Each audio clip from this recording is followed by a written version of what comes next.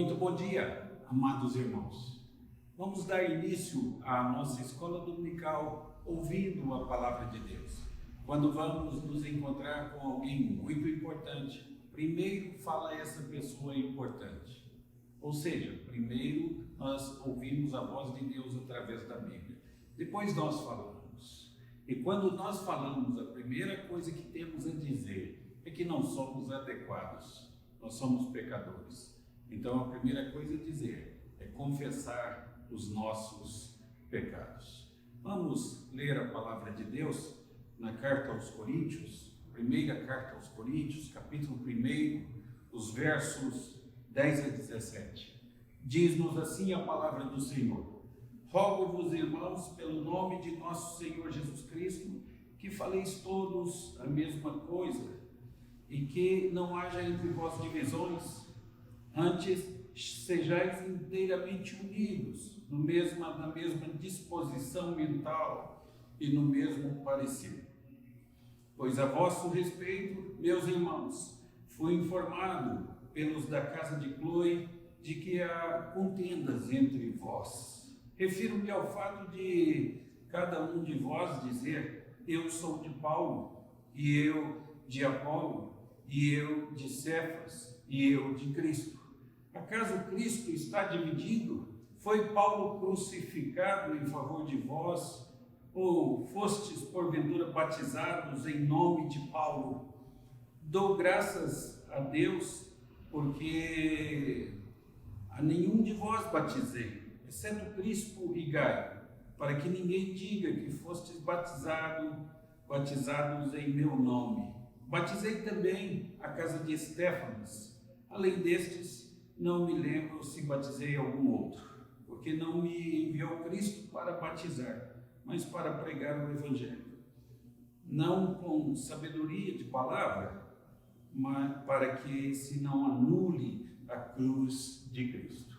Assim temos lido a carta de Paulo aos Coríntios, primeira carta, no capítulo 1, os versos 10 a 17.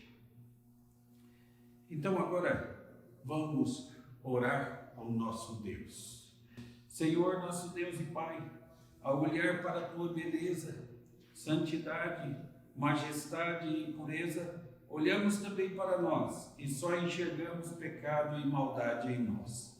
Pecamos com nossas atitudes, pecamos com nossas palavras, pecamos com os nossos pensamentos, pecamos pelas nossas ações e pecamos por nossas omissões. Claramente não somos adequados para comparecer à tua presença. Mesmo assim, nos aproximamos de ti, mas o fazemos pelos méritos exclusivos de Jesus Cristo. A verdade é que sabemos o que é certo, mas amamos o que é errado. Confessamos nossos pecados e renovamos nossos propósitos de fidelidade a ti, pois nós oramos em nome de Jesus. Quero convidá-lo neste momento a acompanhar um dos cânticos da mocidade.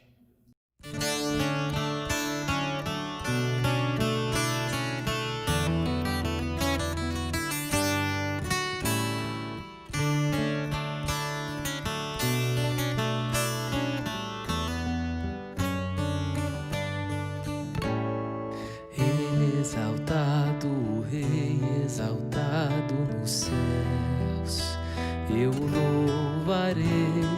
Ele exaltado para sempre, exaltado seu nome, louvarei.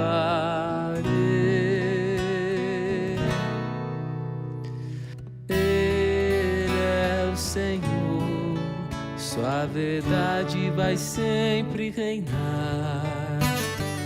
Terra e céus glorificam seu santo nome. Ele exaltado, o Rei exaltado nos céus.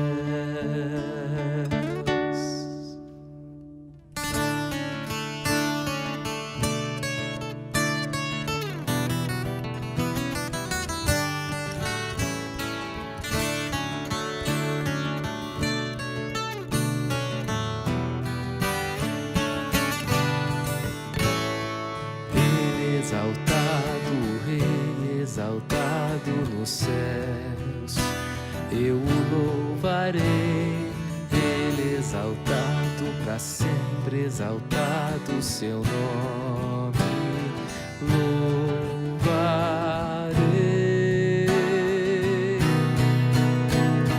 Ele é o Senhor, sua verdade vai sempre reinar. Terra e céus glorificam seu santo nome. Ele exaltado, o Rei exaltado no céu.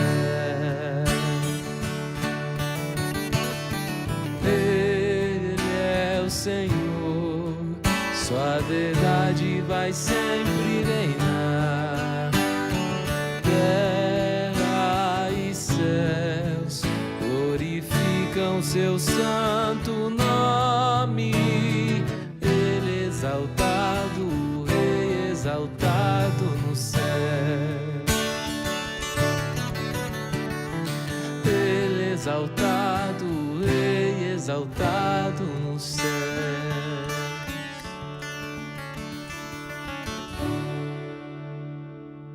Vamos agora interceder, orar a Deus, intercedendo pela nossa igreja, intercedendo pelo mundo que sofre com esta pandemia e intercedendo também pelo nosso país. Vamos orar. Ó Deus, em cuja presença nos encontramos, chegamos diante de Ti para derramar o nosso coração e para dizer que não temos a quem recorrer senão a Ti somente. Tu sabes que a Tua igreja se encontra privada de suas reuniões presenciais e da comunhão com os irmãos. Assim, queremos suplicar que Tu abençoes o Teu povo, fazendo de cada lar um templo e uma escola. Um templo em que o Teu nome seja glorificado e cultuado. Uma escola em que a Tua palavra seja estudada, aprendida e ensinada. Senhor, queremos suplicar em favor do mundo que sofre com o novo coronavírus. Pedimos em favor dos cientistas para que sejam iluminados por Ti na produção de uma vacina eficaz.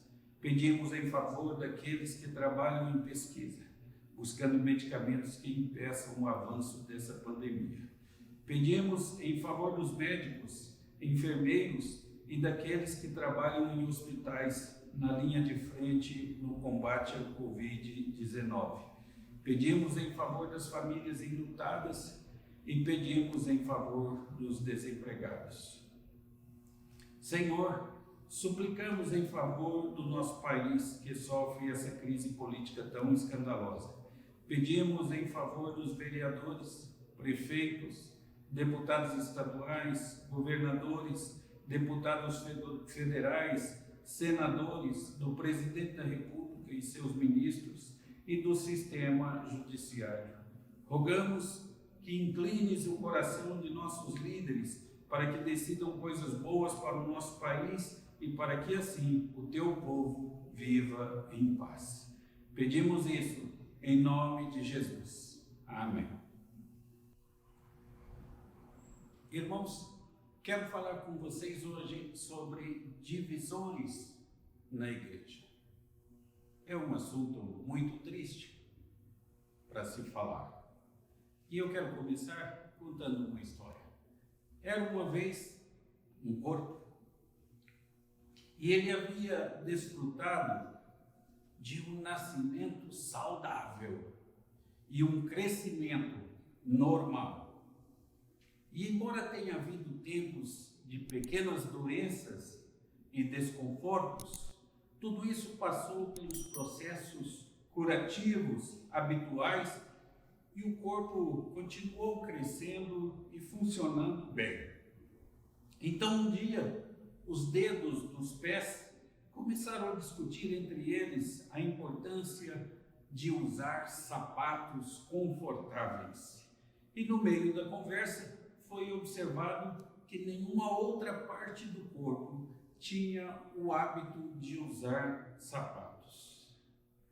Mas sapatos sapatos são necessários para a proteção do corpo, diziam os dedos. E nós precisamos convencer os outros membros do corpo que eles também deveriam usar sapatos, dizia o dedão do pé. Mas aí os demais membros do corpo não puderam ver a necessidade e não obedeceram a essa exigência. Os dedos do pé decidiram que, para o bem do corpo, eles se separariam dos demais membros. Isso levantou a questão do que os demais membros do corpo deveriam usar. As pernas declararam que calças compridas eram o único vestuário adequado. O tronco reivindicou que uma camisa deveria ser usada. As mãos discordaram, reivindicando que nada era necessário, mas que luvas seriam aceitáveis. Os membros do corpo começaram a disputar um com o outro até chegar ao ponto que cada um deles quis separar-se dos demais membros com quem discordavam. E no fim, o corpo morreu. Bem, isso soa meio tolo, não é?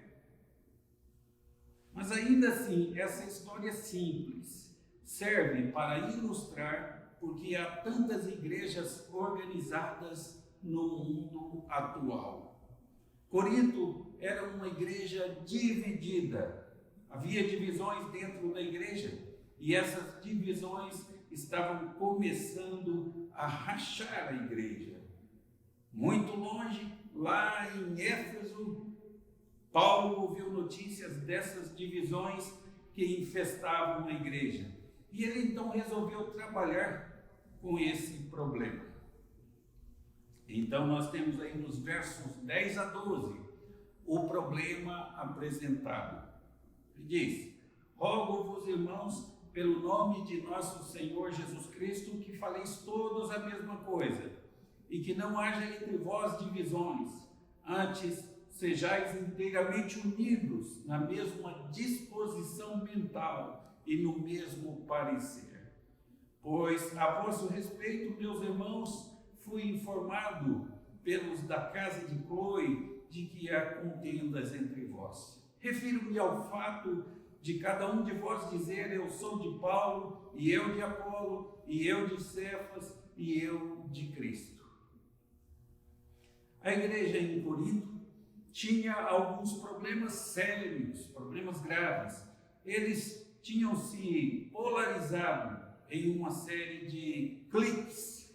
Se você não fosse uma parte do grupo particular deles, então você não contava aos olhos deles. Bem, há ocasiões que deveria haver divisão na igreja, não resta dúvida. Quando alguém sustenta uma heresia, ou quando alguém rejeita um ensino bíblico, então está na hora de uma divisão. Uma pessoa que rejeita o ensino de que Jesus é o Filho de Deus não pertence à igreja. E uma pessoa que não acredita que salvação é um presente de Deus não tem nenhum lugar na igreja. Notem, a regra que deve reger aí este assunto é mais ou menos assim: você está em uma casa, a casa é sua, então a casa começa a pegar fogo. O seu dever qual é? Sem dúvida, é o de apagar o fogo, resolver o problema.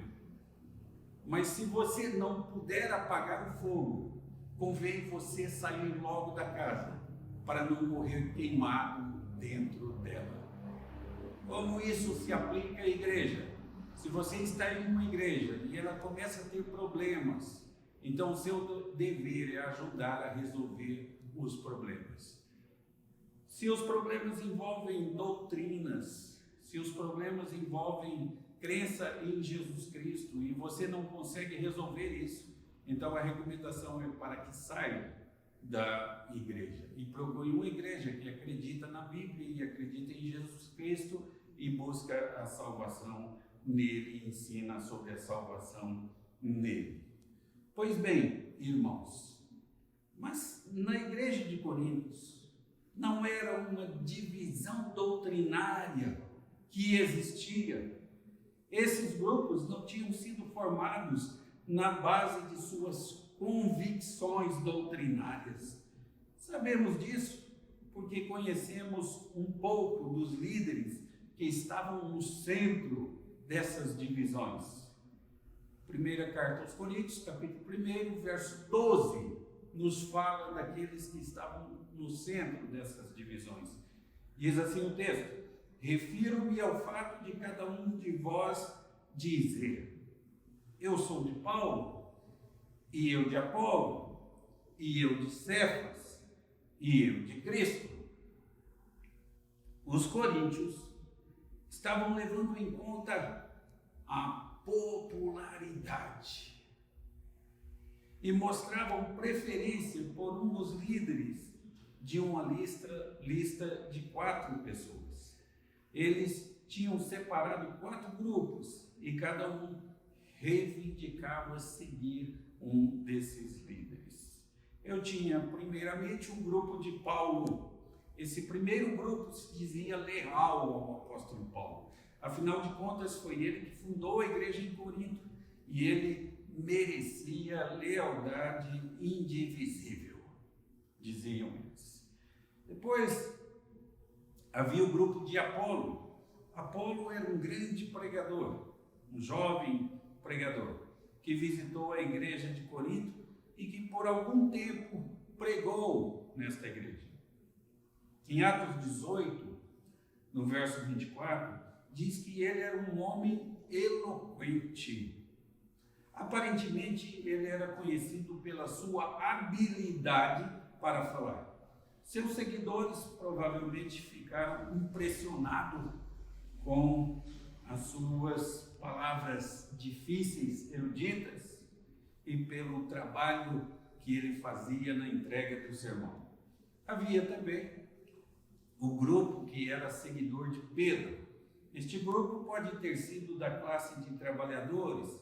Eles se identificavam com o pescador duro, áspero da Galileia, a quem tinham sido dadas as chaves do reino. E por fim havia o grupo de Jesus. Parece que esse grupo tinha uma falsa piedade que dizia: vocês podem seguir qualquer professor de Bíblia, mas nós seguimos somente a Jesus. Eles tinham uma festa em que faziam seus comentários e onde eles andavam com o nariz empinado e rejeitavam a todos que não pertencessem ao grupo deles. Paulo não defende nenhum desses grupos. Ele nem mesmo defende o grupo de Jesus. Ele diz que estão todos errados, porque estão dividindo a igreja. As pessoas estavam discutindo sobre a que grupo deveriam pertencer e afastavam-se de todos os que não pertenciam ao grupo exclusivo deles. Há uma lição aqui, uma lição muito importante, é que a igreja de Deus deveria ser unificada. Quando falamos da igreja, nós pensamos frequentemente em um edifício onde você vai aos domingos para ouvir o ensino da palavra de Deus. Mas essa não é a igreja. A igreja não é o prédio, mas o povo dentro do prédio. A igreja é uma coisa viva. A igreja é um corpo. A igreja é um corpo. Observe que a exortação de Paulo vem em nome de nosso Senhor Jesus Cristo, no verso 10. Quando lemos isso, deveríamos nos lembrar de que Paulo poderia falar de cadeira, como dizem, ex cátedra. Ele era apóstolo. Ele poderia dizer: ou vocês melhoram ou vão rolar algumas cabeças. Ele poderia dizer isso, mas essa não foi a abordagem dele. ao invés disso, ele faz uma exortação em nome de nosso Senhor Jesus Cristo. Ele diz, levando em conta o fato de que vocês são salvos e estão em comunhão com Jesus Cristo, eu estou lhes trazendo uma mensagem em nome daquele com quem vocês estão identificados. Paulo chama estes coríntios de irmãos. Eles eram crentes em Jesus Cristo. Eles já eram cristãos.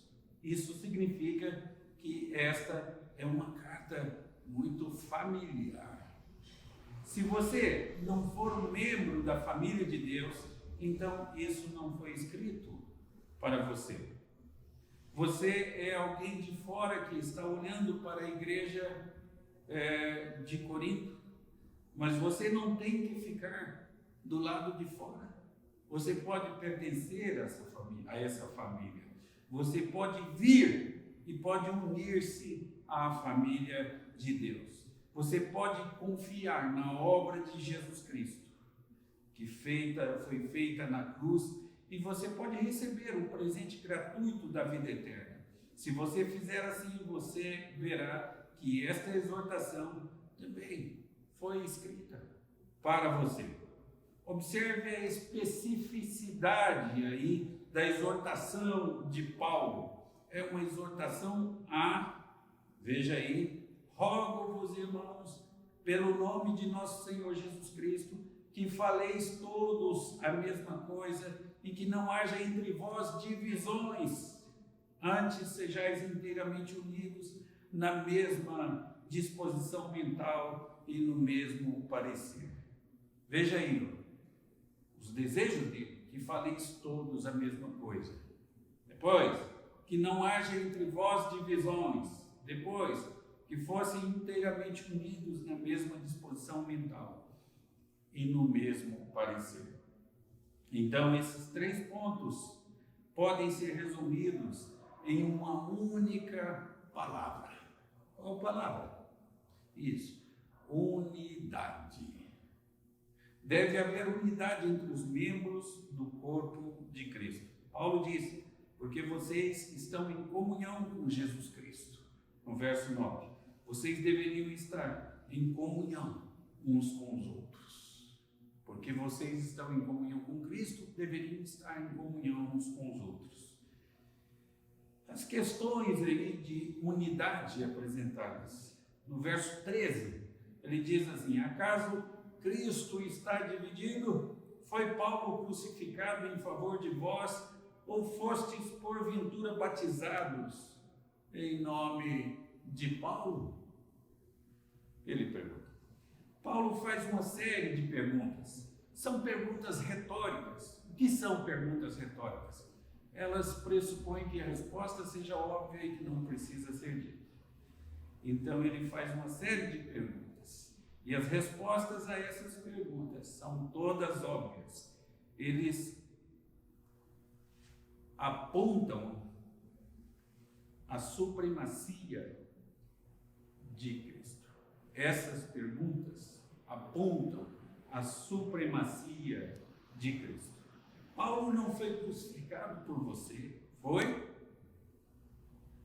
Você pode tirar o nome de Paulo e substituí-lo por Pedro ou por Apolo. Você poderia substituí-lo pelo nome de qualquer líder religioso popular de hoje. João Calvino não foi crucificado por você, foi? Ou você foi batizado em nome de Lutero? Também não foi. O problema não estava limitado à igreja do primeiro século. A igreja em todas as épocas enfrentou a tentação de pôr alguns homens mais alto do que devia pô-los. Lutero, o famoso reformador protestante, argumentou contra a tendência crescente para o denominacionalismo de seus dias. E ele falou quando quiseram dar à Igreja Reformada o nome de Igreja Luterana. Então, Lutero disse: eu peço a vocês, deixem meu nome em paz e não se chamem de luteranos, mas de cristãos. Quem é Lutero?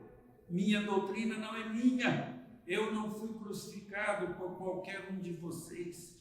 São Paulo não quis que os cristãos fossem chamados pelo nome de Paulo ou de Pedro, mas de Cristo. Como é possível, então, uma casca miserável de pó e dores dar meu nome aos filhos de Cristo?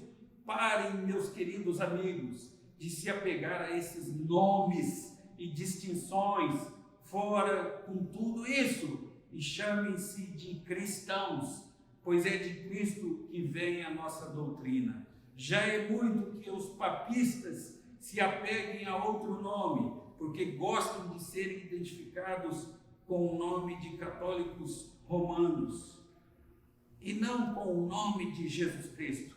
Bem, deixem isso com o Papa, pois ele é o mestre deles. Quanto a mim, não sou e nem desejo ser mestre de qualquer um. Eu e os meus ficaremos felizes pela exclusiva doutrina de Cristo, que é o nosso mestre exclusivo. Que coisa fantástica!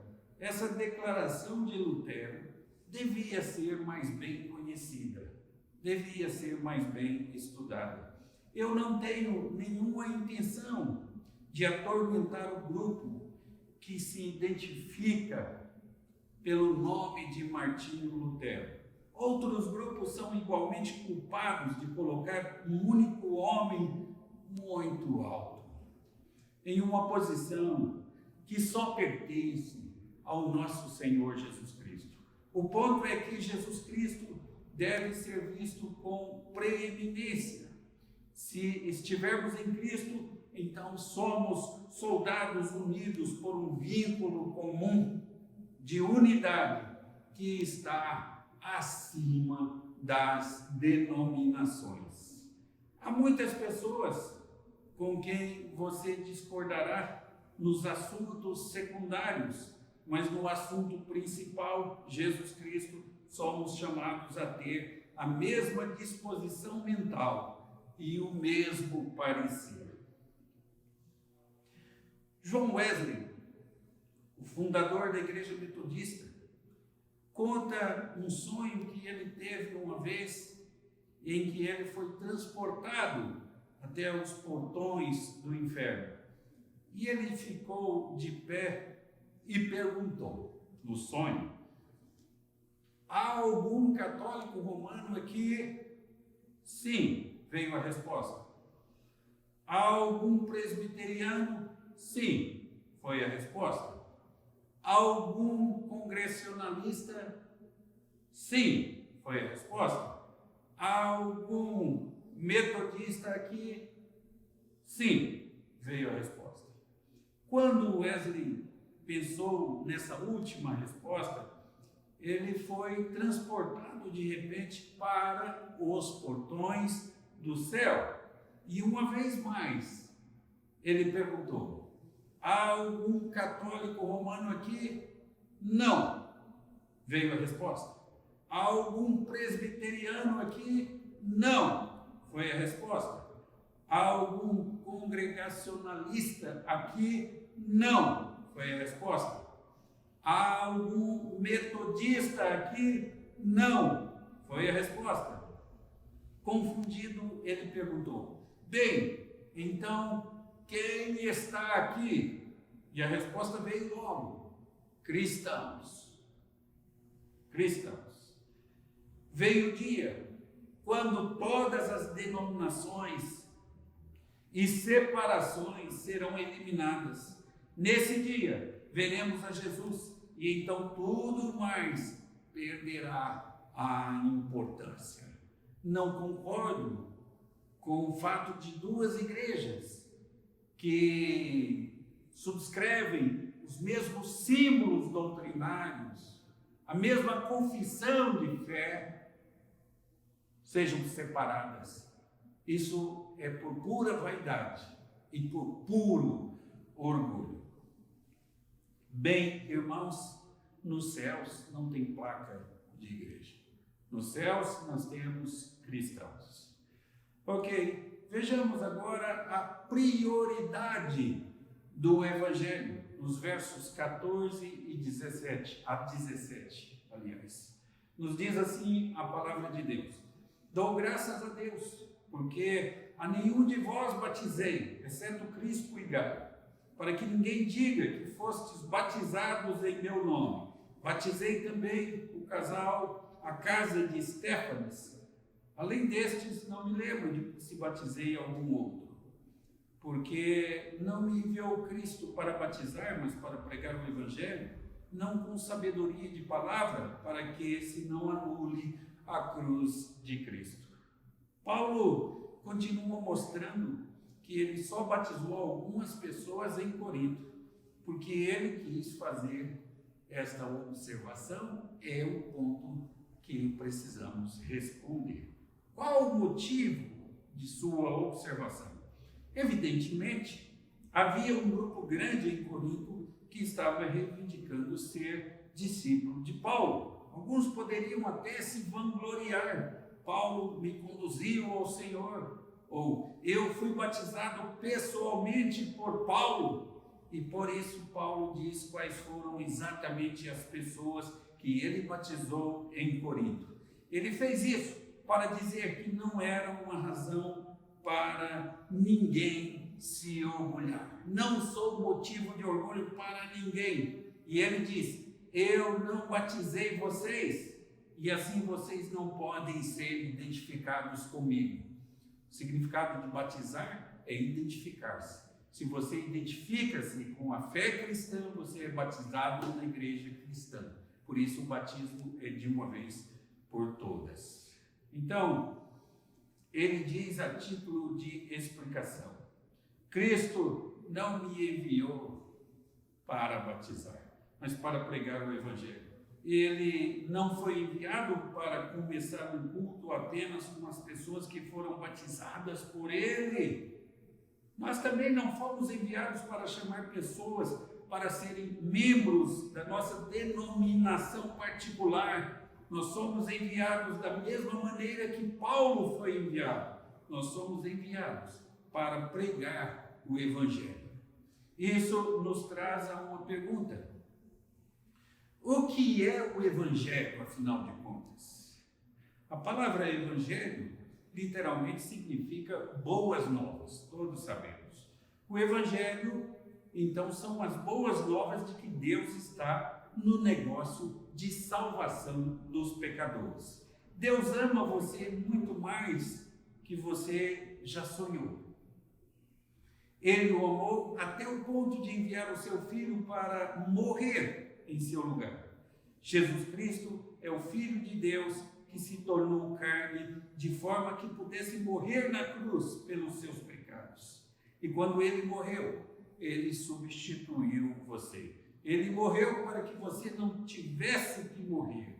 E ele foi julgado pelos seus pecados, os pecados de vocês.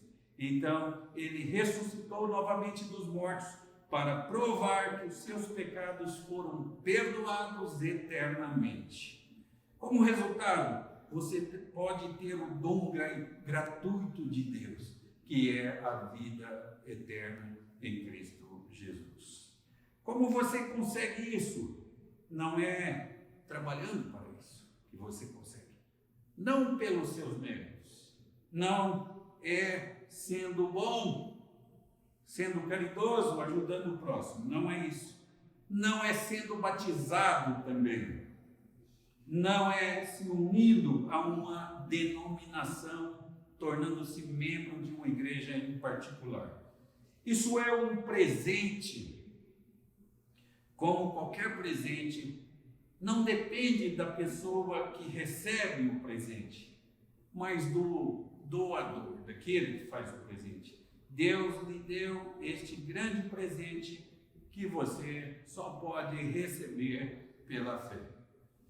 Em Romanos, no capítulo 5, no verso de número 8, nós lemos assim: mas Deus prova o seu próprio amor para conosco pelo fato de ter Cristo morrido por nós, sendo nós ainda pecadores. Não estamos perdidos.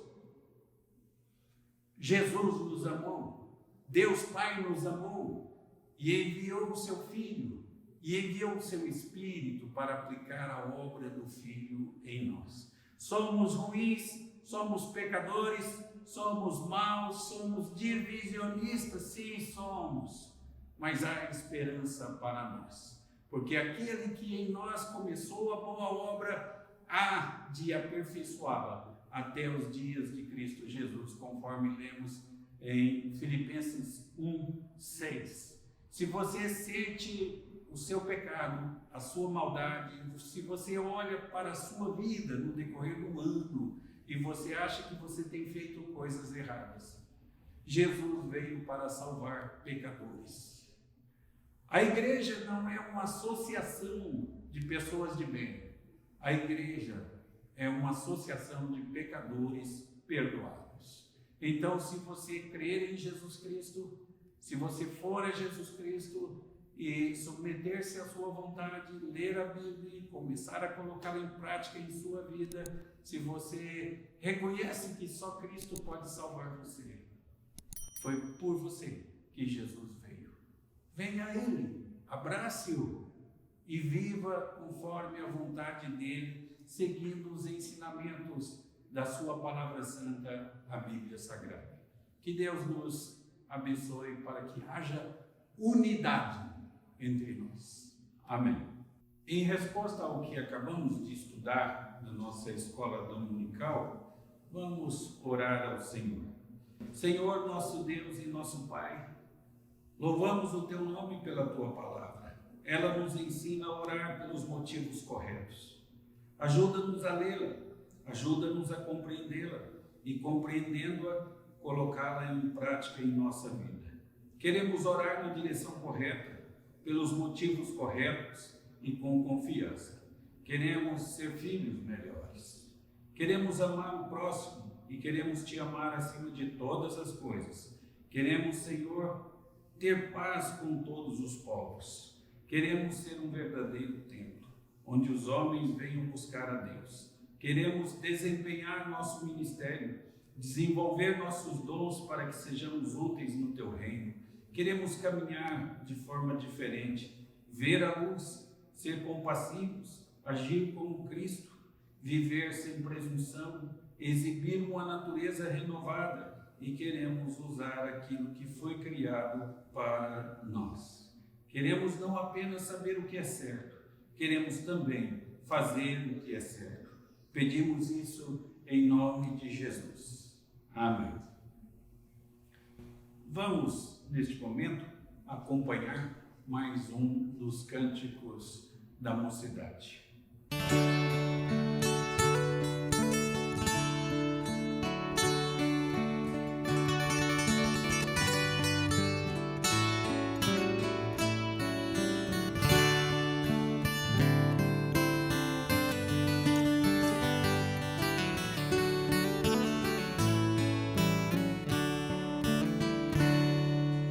Mais perto quero estar, meu Deus, de Ti,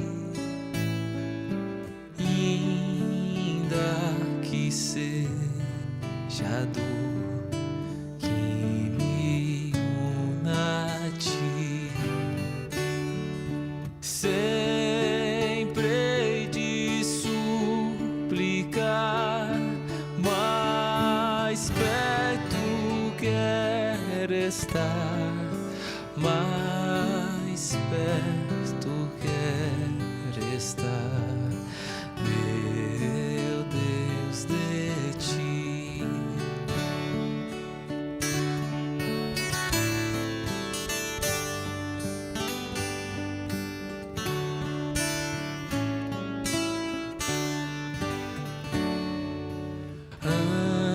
Andando triste aqui,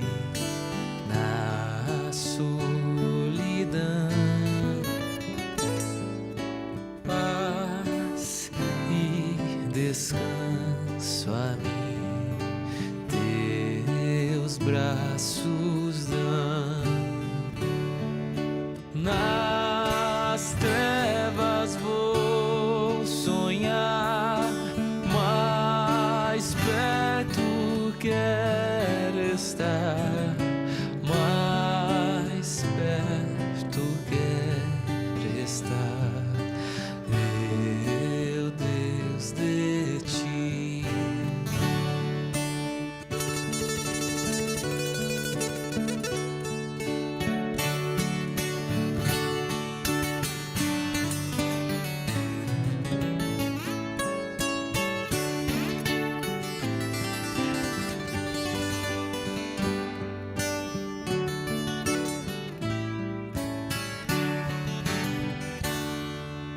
Minha alma cantará a ti, Senhor,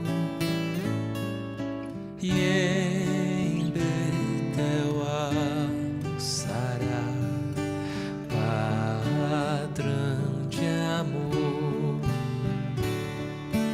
Eu sempre hei de rogar, mais perto quero estar, mais perto quero estar, meu Deus, de ti.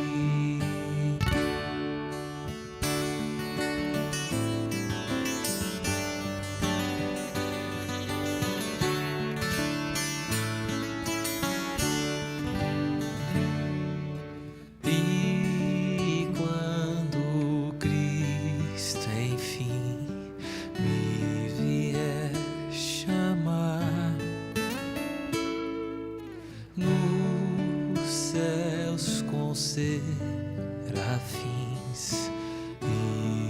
irei morar,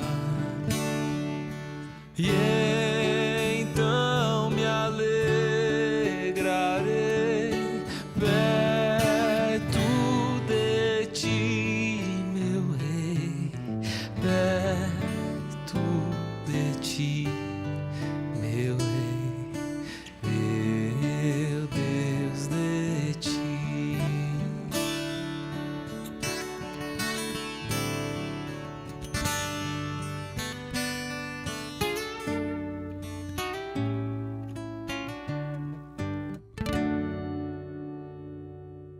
Recebei a bênção. Que a graça de nosso Senhor Jesus Cristo, o amor de Deus, o nosso Pai, o poder, a comunhão, a consolação e os ensinos do Espírito Santo estejam com vocês e com todo o povo de Deus espalhado pela face da terra, hoje e pelos séculos dos séculos. Amém.